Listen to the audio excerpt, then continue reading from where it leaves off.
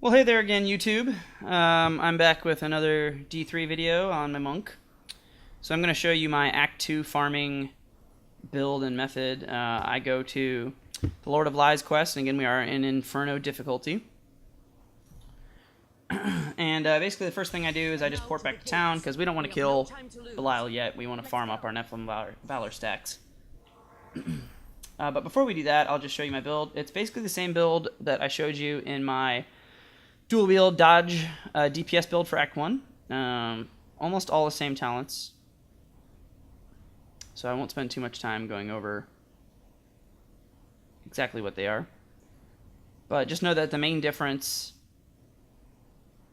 is that we have Seize the Initiative because we're no longer dual wielding. So we want the extra armor since we're using a shield now. And you're going to find that you probably need the shield once you get out of Act 1 unless you have, even better gear than I do. Which is commendable, but most people do not have that. So you're going to want to go with a tank build in the later acts. And then I did want to talk about, just even though I did in the last video, Mantra Evasion with Backlash is definitely the thing that makes this build. You're going to want to try and dodge as much as you can. It does a lot of damage, and it's good for mitigation too. So it's kind of a 1-2 punch. If you go with Mantra of Conviction, you just get damage for the most part. If you go with Mantra of Healing, you really don't get any damage. You just get defensive. But this actually kind of does both. Which is one of the reasons I like it so much. You can be defensive and still kill things pretty well. Combined with Sweeping Wind, you should have no problem killing most anything. I mean, you will run into some packs. We might run into a hard pack or something in this video, but for the most part, most of them are going to be pretty easy. So, got my sword, same one I had last video. Do have a new pair of boots, and you'll notice on almost all my gear, I double stack all res with fire res. And the reason I do that is because of the one with everything talent.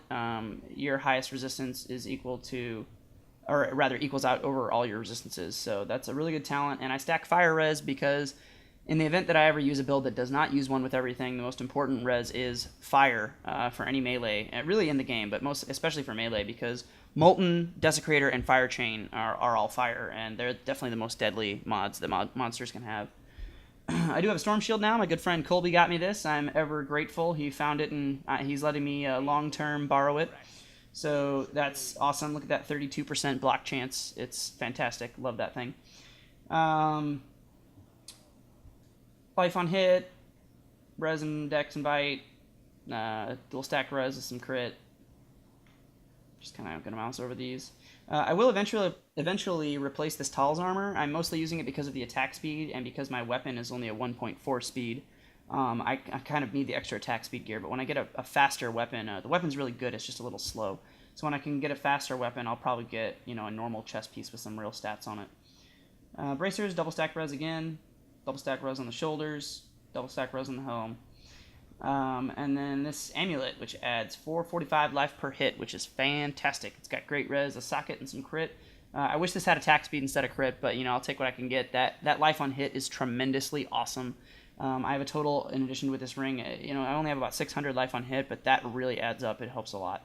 My stats, going to go ahead and put my dodge aura on. 970 all res without Mantra of Healing and Time of Need. So I'm using, again, Mantra of Evasion. So those are my base res, which is fantastic. If I get Mantra of Healing, they go up to like 11, I think they're like 1160 or something. And if I have a barb with me, I can get over like 1500 if I'm using that, or I'll be around 1400 if I keep my evasion. Dodge chance is 41.4 base with the aura on. If I overstack, it goes right up to 50, and then I get an additional 16% while I'm attacking, which scales down to be about I think like 6% or so. So or maybe it's 10, yeah. So I'm right around 60% dodge if I'm in the thick of things, pressing my aura down. But as I'm attacking, get the 16% versus 15%, it's basically the same. So I'm basically always at 50% because this attack puts me to that. We've also got Cyclone Strike, so that's a great move. It's a pull. I'll show you how to use that hopefully in this video. It interrupts the things that monsters do, and that it works on champions as well as rare monster minions. It does not work on rare monsters or bosses, but champions are way harder, and if you've got a monster and they're doing a big swing at you, you can pull them. It will interrupt that animation, and they won't hit you with it. And that really works well for a lot of damage mitigation, in addition to keeping monsters in on you so they get hit by the Backlash AoE and by your Sweeping Wind stacks. So let's go ahead and move forward now. Just going to go to the Delgar Oasis and farm some stacks. There are certain monsters that Cyclone Strike does not work against. For instance, the Whirling Dervishes in this act does not work. Well, you can pull them, but it doesn't stop their attack. And then the Golgors, the big fat guys with 2 maces in Act 3, you can't pull them. And you can't pull in Act, I believe it's Act 3 as well, the big, the stompy guys who put shields on. I don't know what to call them. They like walk through walls sometimes. They're really big and fat, and they look like they just have 2 big legs. I don't know what you call them. But anyway, you can't pull those. But other than that, you can pull like almost everything in this game, including champions. So it's a really useful move. It's a little high on the spirit cost, which is why I like to reduce it to 30 spirit. But you know, you can get the rune that heals for a little bit more, or gives you some extra dodge if you want. I find it's better to be able to pull as often as possible to get as many interrupts as you can. Especially when you're doing, you know, higher level content that might be pushing you a little bit harder. You'll really want those interrupts. So the reason that I come to the Dogger Oasis is that it's pretty spread out, so it's easy to just kind of run around, look for packs. You're not really confined to corridors like you are if you're used to farming Act 1, which is really nice. It's nice to be able to kite a little bit better if you need to, you know, and certain packs you still will, even if you have pretty good gear. You're still going to need to kite, like, if you get a, you know, Molten Shielding or something pack, or if it's a rare pack of Whirling Dervishes can be pretty bad with decent mods because they just do a lot of damage on their own. But it's also nice because you only actually need to get 4 stacks before you fight Belial. There is one guaranteed monster right before Belial, the snake guys. So you don't need to get 5 stacks here if you don't want. You can just get 4 and then move right on to Belial. And there's also one guaranteed location, which I haven't gone up to yet, but it's the there's also a guaranteed snake champion pack here for the Zoltan Cool quest. And it's always in the upper left-hand corner of the map, and I'll make my way up there eventually. But for now, I'm just going to kill these miscellaneous mobs and hope to find a rare pack soon so you guys don't get bored to death.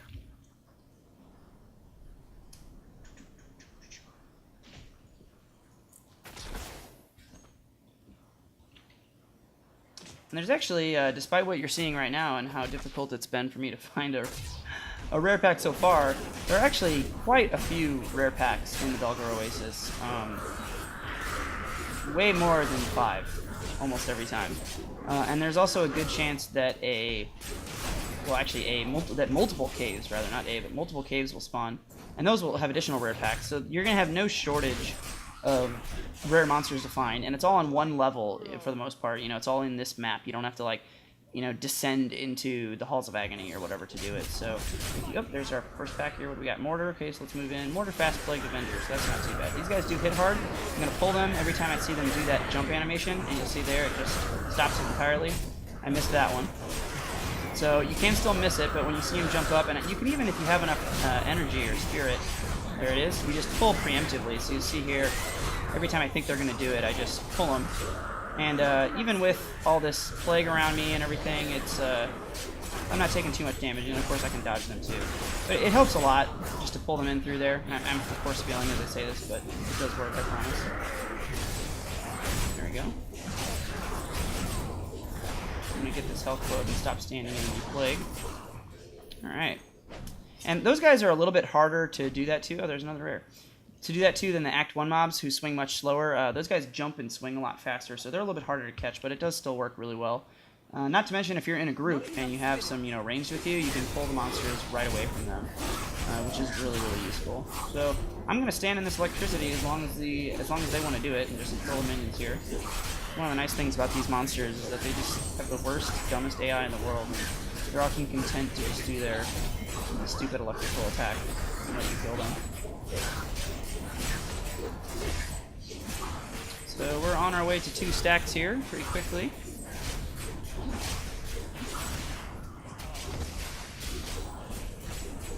And, you know, just for the sake of ease for you guys, I hope I don't run into any, you know, terribly ridiculous packs in here. You know, I do die doing these every now and then, but it's not really that often. Normally, the packs are very manageable. So if you have similar gear to me, you can probably do these runs. Even if you're a little bit under geared, you know, you could go with Mantra of Healing with Time of Need to make up for some of your lack of gear, and you wouldn't be able to kill things quite as quick without Backlash, but you'd definitely still be able to do the runs.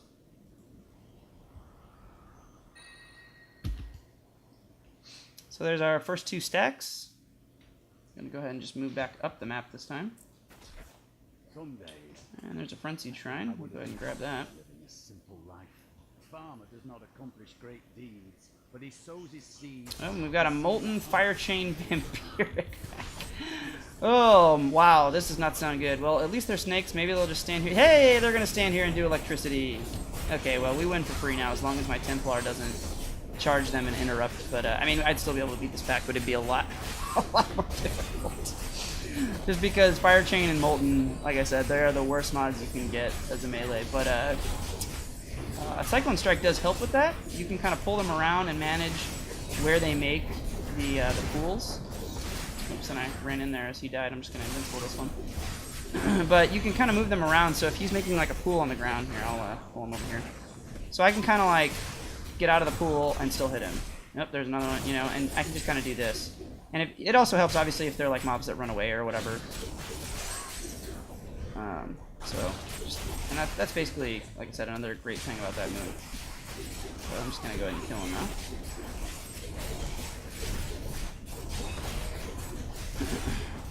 Yeah, I would also say, you know, you have a very small chance of getting, you know, bad packs here.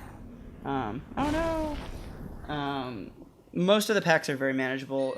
You know, you can get a pack of Whirling Dervishes that are really annoying, or you can get just like a dual pack that's annoying, but if you do, you basically die and you spawn back on the waypoint, which I'll show you on a map.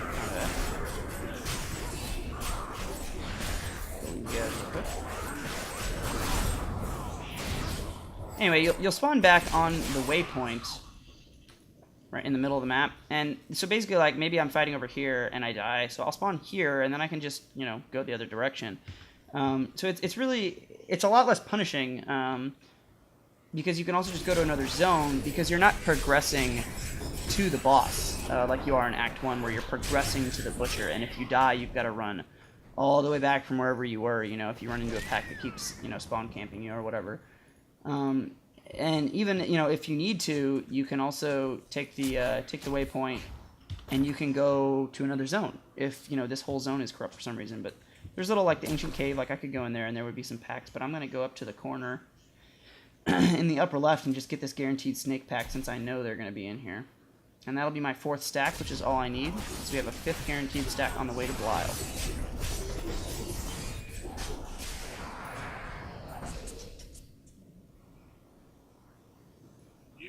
Molten Illusion is fast, and that's frozen too, but so we'll just go ahead and kill their minions here.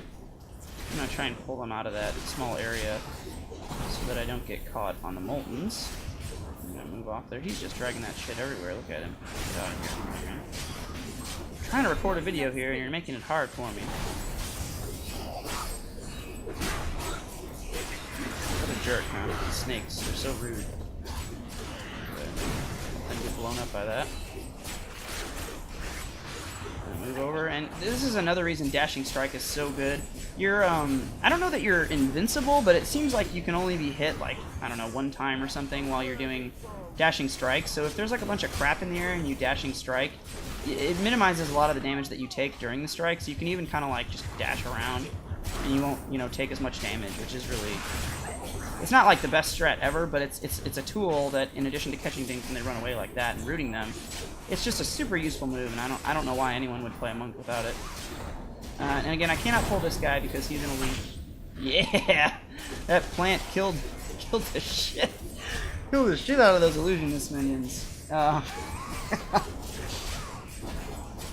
Anyway, this guy's almost dead. We'll have our 4th stack, and we'll move on here. And I put my dodge aura up, but I wasn't able to dodge that last frozen pack. That's okay, he's going down anyway. I'm standing on a Molten, which is no good. And there he goes. So there's our 4th stack. Boom! We are good to go to Belial now.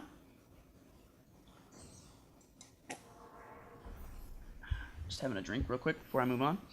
And you'll actually continue back up now through the Chaldean Bazaar.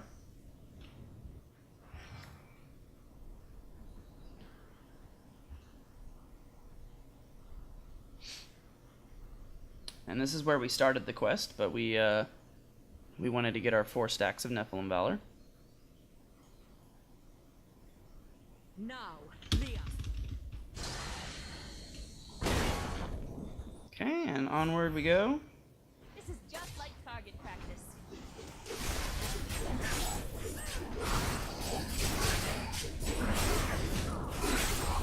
And you see I just pull them in and interrupt everything they're doing as they get cut to pieces by a sweeping wind, and when they do attack me, they get a backlash proc. It's one of the most fun things about this build. I'd almost call it like an aggressive tank. Because you want everyone to be next to you so that you're getting life on hit, and so that you're getting the maximum AoE damage. Now that's obviously not always true. Like I said, sometimes you will have to kite because, you know, this game is terribly imbalanced right now for melee. So until 1.03 or later comes out, you know, we will have to kite certain packs, which is a little stupid, and you have to have better gear than everyone else to do well, but, you know, I'll try not to complain too much since this is a tutorial video. So we're gonna kill this guy. Gonna pull all these minions in, and actually want little mobs like this near me, because they attack me and they make me do a lot of damage. Because I don't even attack them, I just let them be near me. And as they attack me, I backlash the main guy who I actually want to kill. Oh, I got an achievement. And kill him faster, so that works out really well. And I'll do the same thing on Belial with the snakes, I'll show you in a minute here. Once they get pushed too far away from your Fist of Thunder, you just pull them right back in with Cyclone Strike and keep doing what you were doing. Pull them in, blow them up.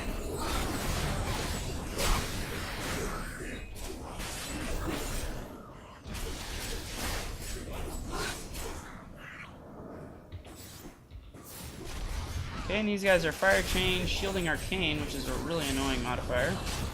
But, oop, I just pulled him and interrupted his lightning. So, yeah, you don't want to pull these guys when they start doing lightning. You want to just let them do lightning, so they forget that they're supposed to try and kill you, and they just want to stand there and do their little lightning dance. Try and get out of the way of this arcane. My goodness. Okay. There's some lag there. Blizzard servers have not been the most reliable since launch. You'll see as they do this stupid thing, they don't even like cast their arcane balls or anything. I don't know who programmed the AI for these monsters, but it's like a gift to magic finders or something. I don't know, because they're just the stupidest mobs ever, and like they don't do anything. But anyway.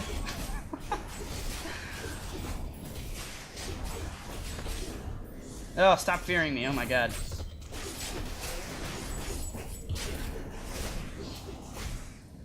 Okay.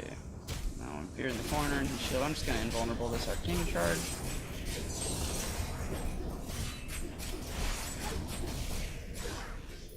And he's down. It's full of viciousness and spite.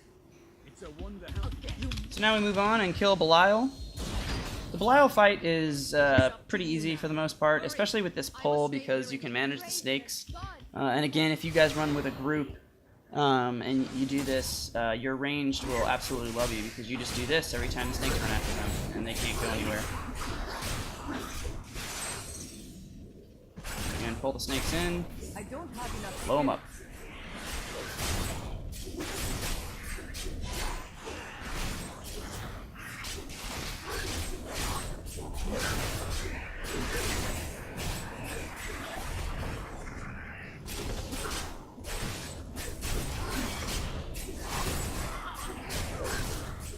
Okay, and that's phase 1 of the Belial fight, so on to phase 2, he's going to run around. And in this phase, I do not attack the snakes unless, you know, I'm really low or something. I let them be on me, and I dodge their attacks, and I get backlash procs on Belial, and he dies faster. So mostly for this, you're just going to stay on him until he brings the snakes out. And then when he brings the snakes out, you're going to stay on him some more, but you're going to pull the snakes in so that they attack you. And you get these awesome backlash procs.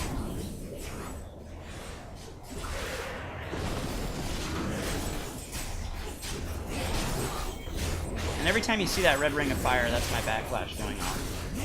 You can see it procs quite often.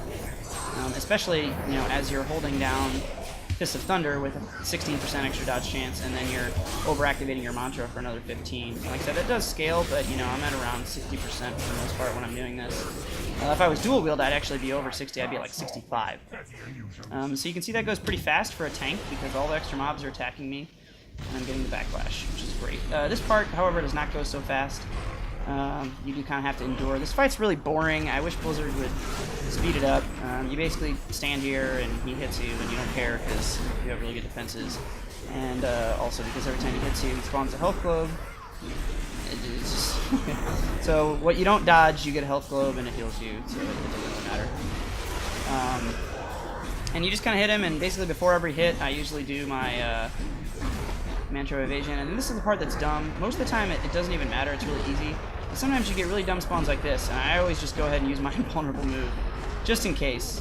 Because most of the time, it's fine, but they'll put, like, I don't know, 5 of those things around you sometimes. And it's like, if I didn't have this invincible move, I might die right now, you know? Which is really dumb. It's just an uninteresting fight. He doesn't move anywhere, you know, whatever. But, so, feel free, you know, if you want to. You've already seen in this first phase by now, or this first part of the third phase, rather, basically what the entire fight entails, so feel free to fast forward if you don't want to watch this part.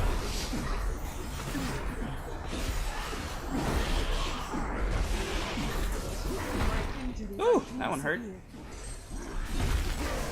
Alright. And this is what I'm talking about right here, is like, they get so close sometimes, it's just ridiculous. Like, oh, okay, I guess I'll stop fighting and just avoid these things on the floor. It's like the mechanic they learned from World of Warcraft. It's just the most uninteresting, uninspired design ever. If you're low and he's going to hit you again, you can just save your invulnerability. You should only really need it once per rotation, and even then you'll probably heal. And you probably wouldn't need it, I just do it in case, because I don't want to die and have to start over from the beginning of this long-ass fight.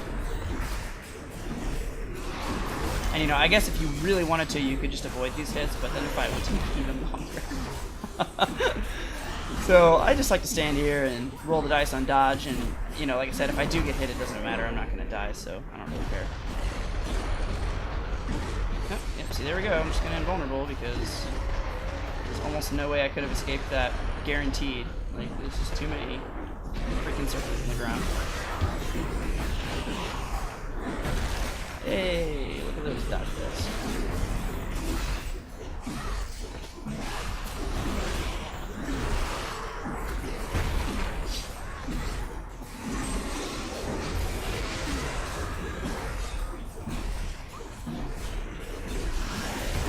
Nearing the final stretch. I think he's got one more meteor session in him before we're done.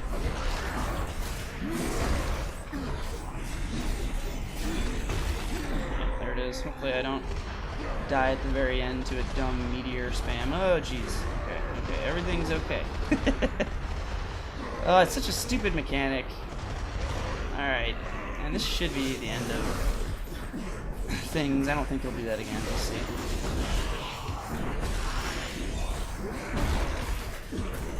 And you can also use your mantra of evasion as a heal. You know, if he's not being as liberal with the health gloves, which he almost always is anyway. But you know, even if it's already overactivated, you can hit it again just to get the extra heal that it gives you.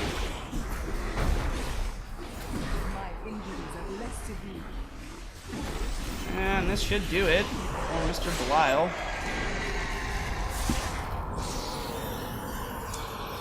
Okay, and let's see if I got any good loot. It's looking like probably not, but you never know.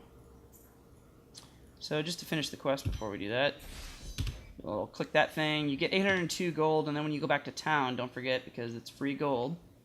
Don't leave the game just yet. Go back to town and talk to our favorite angel and get another 2.4k gold. Just gonna identify my items for you guys who want the suspense. Oh man, if only that was a one-handed weapon, right? Nothing. And nothing. Alright, well I'm going to sell my loot. I hope you guys enjoyed this video. Here's my spec once again, if you missed it in the beginning. And stay tuned, I'll have some more Diablo videos in the future.